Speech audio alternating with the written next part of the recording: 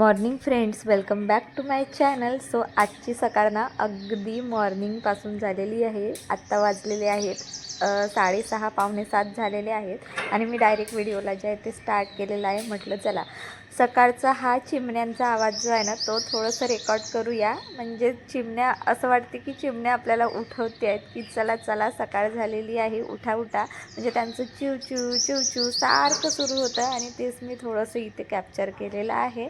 त्यानंतर लगेच जे आहे ना केस वगैरे बांधून घेतले आणि आता मी थोडंसं फ्रेश होऊन जाते. कारण काय होते ना, म्हणजे 7:15 ते 7:30 पर्यंत मला स्वयंपाक म्हणजे सुरू करायचा असतो. तोपर्यंत मी माझं आवरून घेत असते.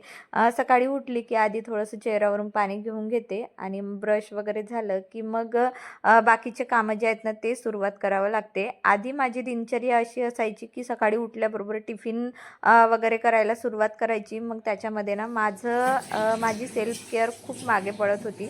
पण आता नाही, आता एखादी वर्ष झालं मी स्वतःला अशी सवय केलेली आहे की आधी उठल्याबरोबर अर्धा तास स्वतःसाठी, कारण स्वतःसाठी ही जगणे तितकंच खूप गरजेचं आहे. आणि हे मी अगदी म्हणजे जसं मी म्हणजे रोजचं माझं रुटीन आहे ना तेच मी तुमच्यासोबत शेअर करत असते. इथे काहीच म्हणजे असं नाही आहे की मी हे व्हिडिओसाठी करते असं वगैरे काहीच नाही आहे.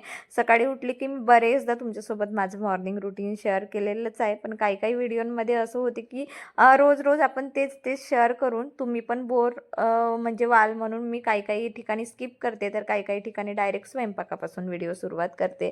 सो चला आता मस्त ब्रश वगैरे झालेला आहे. एक ग्लास मी इथे गरम पाणी पिते. सध्या आता थोडीशी ऊन तापत आहे त्यामुळे मी खूप जास्त गरम पाणी पित नाही. अगदी कोमट पाणी जे आहे ना ती पित असते.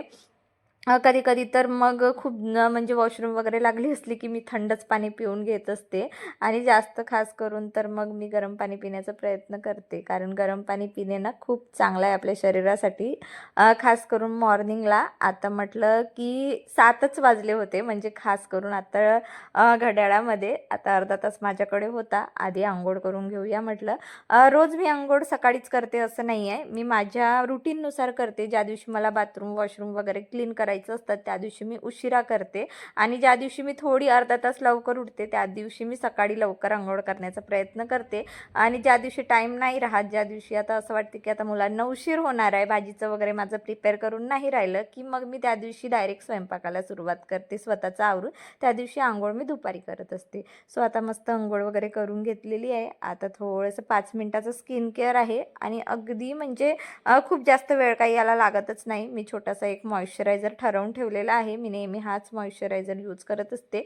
आणि मॉइश्चरायझर लावलं की दिवसभर मग आपल्याला असं वाटतं की चला आपण सकाळी छान आपलं स्वतःचं आवरलेलं आहे, त्यामुळे आता दिवसभर मला खूप जास्त असं काही तामझाम करायची गरज पडत नाही. म्हणून मी अगदी मॉर्निंगला स्किन केअर करून घेते. लिप बाम, छान बिंदी वगैरे जे आहे ना टिकली लावून घेते, म्हणजे दिवसभर मला फ्रेश ठेवत असते.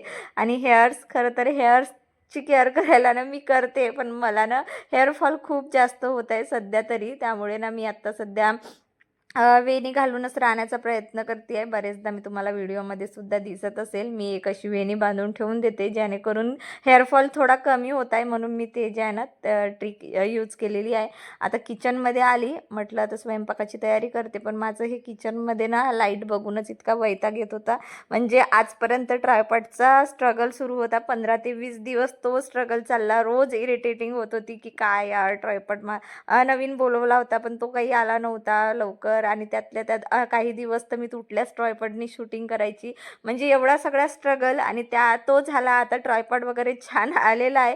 आणि आता हा लाईट जे आहे ना मला एवढा त्रास देत आहे ना, म्हणजे सतत पळत आहे, सतत रोज रोज मी त्याला लावायचा प्रयत्न करते, रोज पळते.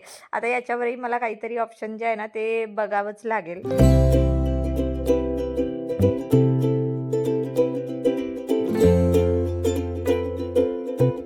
तर चला आता स्वयंपाकाची तयारी करते आहे मी. आधी ना बघून घेतलं की काय काय रात्रीचं वगैरे बाकी आहे. सो रात्री मी मसाला भात आणि दह्याची कढी केली होती, तर थोडंसं आहे तर ते मी बाजूला काढून म्हणजे ठेवून दिली. आणि त्यानंतर मी रात्री जे आहे ना म्हणजे डाळ आणि तांदूळ भिजवलेले होते. मला अप्पे किंवा डोसा म्हणजे बनवण्याचा प्लॅन सुरू आहे. त्यानंतर टोपल्यामधले भांडे जे होते ना ते आधी सगळे ऑर्गनाईज करून घेतले. कुकरमध्ये डाळ लावली, कारण मी आता भेंडीची भाजी करते आहे आणि म्हणजे चिऊच्या पप्पांना दह्याच्या कढीपेक्षा वरण खूप जास्त आवडते. आणि रात्री मसाला भात केला होता तर मी ऑलरेडी दह्याची कढी केली होती, म्हणून मी आता भेंडीसोबत ना दह्याची कढी स्किप केली आणि वरण लावलेलं आहे. आणि नाहीतर मला भेंडीची भाजी आणि दह्याची कढी हा कॉम्बिनेशन खूप जास्त आवडत असते, पण आज माझ्याकडे काही ऑप्शन नव्हता. त्यानंतर इथे कणिक वगैरे जे आहे ना मळून ठेवून दिलं. त्यामध्ये मी थोडंसं तूप लावून ठेवते, झाकून ठेवते थोडा वेळ, म्हणजे जोपर्यंत भाजीची वगैरे फोडणी होते ना तोपर्यंत छान म्हणजे आपल्या गव्हाचं पीठ जो असतो ना तो छान मळून असतं आणि त्याच्या चपात्या मग खूप छान बनत असतात, अगदी सॉफ्ट म्हणजे बनत असतात. सो आता इथे आज बनवायची होती भेंडी आणि तेही वेदांच्या आवडीची बनवायची होती, कारण यावेळी मार्केटमधून ना खूप छोट्या छोट्या साईजमध्ये भेंड्या अवेलेबल होत्या आणि त्याला छोटी भेंडी म्हटली की त्याला इतकी आवडते ना म्हणजे त्याचं प्रत्येक वेळा असते की मम्मा छोटी भेंडी आणशील आणि तळूनच बनवशील. त्याला माहिती नाही कुठून काय आणि कुणाच्या हातची खाल्ला मला काहीच माहिती नाही, पण त्याला ना तळलेलीच भेंडी खूप जास्त आवडते आणि चिऊला आवडत नाही, चिऊच्या पप्पांनाही आवडत नाही. मग दरवेळे तर मी त्याच्या आवडीची काही बनवत नाही, पण कधी अधेमध्ये म्हटलं आज जे आहे ना म्हणजे छोटी भेंडी होतीच तर चला आता ट्राय करून म्हणजे तळून बनवते. म्हणून मी ते जे आहे ना तळून घेतली भेंडी आणि भाजीची फोडणी सुरू केली. काही नाही, बस नॉर्मल अशी मी भाजी बनवत असते. कांदा टोमॅटो आणि मिरची, मी टोमॅटो घालत असते भेंडीच्या भाजीमध्ये. सो टोमॅटो वगैरे जे आहे ना टाकून मी भेंडीची भाजी करत असते. सो आता इथे एका साईडला भाजी सुरुवात केली आणि लगेच मग नाही का चपात्यासुद्धा मी साईड बाय साईड करून घेत असते, कारण माझं कसं असते ना म्हणजे सकाळी स्वयंपाक झालं की मला म्हणजे बरं पडते. नाहीतर मग एखादी वस्तू बॅलन्स असली ना तर मग खूप घाई होऊन जाते मग. आणि माझ्याकडे हे अशी 4 बर्नरची शेगडी आहे, त्यामुळे ना मला असं सोबत स्वयंपाक करायला ना खूप जमते. सो मी आता भाजी जी आहे ना दुसऱ्या साईडला शिफ्ट केली. आता म्हटलं या साईडला चपात्या टाकून घेते आणि सोबतच भाजीसुद्धा होऊन जाते आणि असंच माझं नियोजन जे आहे ना ते राहत असते. सो तुम्ही कशाची भाजी केल्या आज मला कमेंटमध्ये नक्कीच कळवा.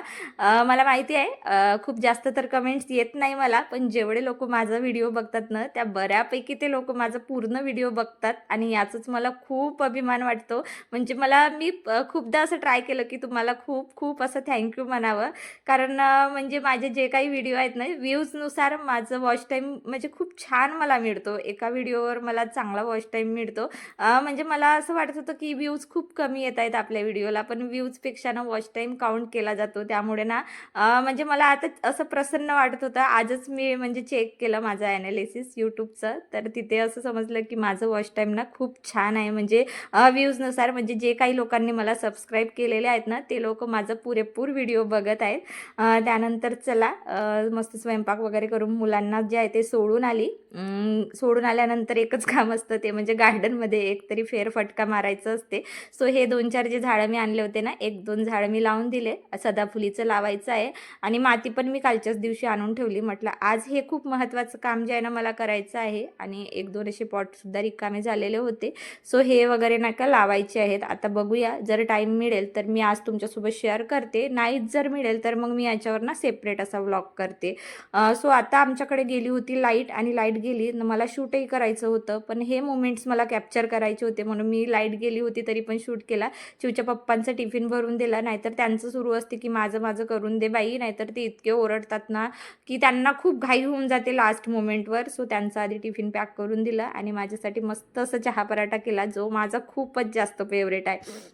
सो चहा पराठा केला, त्यानंतर किचन क्लीन केली. तोपर्यंत हा लाईट चांगला होता आणि आता तुम्ही परत बघू शकता परत एक साईडनी पडलेला आहे. मला तर इतका वैताग आलेला आहे ना या लाईटचा.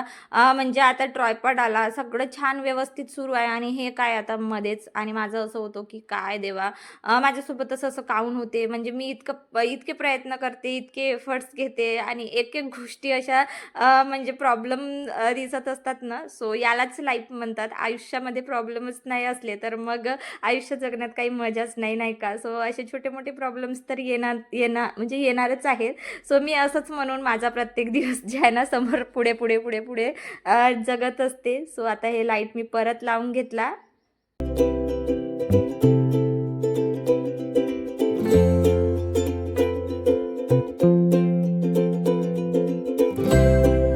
पण पण शेवटी मला ते काढूनच टाकावं लागलं, कारण ते चिपकतच नव्हता. म्हणजे झालं काय ना, ते लाईट गरम होतो आय थिंक, आणि ते गरम होऊन ना, जे मी डबल टेप चिपकवला होता ना त्याच्यातला पण ते गरम होऊन ना त्याची म्हणजे पूर्ण हेच निघून गेलेली आहे. म्हणजे जसं आधी चिपकत होतं ना तसं चिपकलंच नाही. सो त्यासाठी मला सेलो टेपच आणावं लागेल. सध्या माझ्याकडे सेलो टेप अवेलेबल नाही. जेव्हा शॉपमध्ये जाईन तेव्हा नक्की आणीन.